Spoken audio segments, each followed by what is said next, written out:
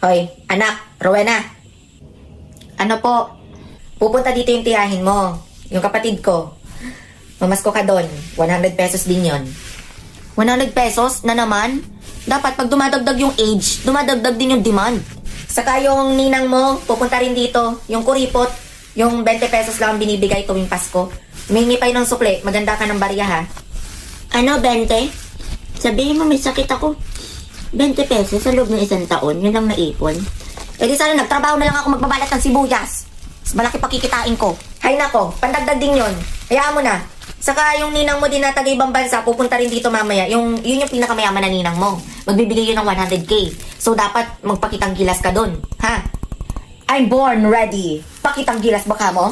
Lahat ng kanta ng BTS at saka sayaw ng Blackpink, kabisado ko. Anong oras daw siya darating? Saka pala, nagpaalam sa akin si Lando, tumawag sa akin kanina. Pupunta daw dito. May usapan daw kayo. Oo. May usapan kami. Magkakainan kaming dalawa. Ay, kakain siya dito. Marami tayong handa, di ba? Anong oras siya darating? Umayos ka, Rowena. Yang kakiragan mo na naman. Para kang laging magpapakam.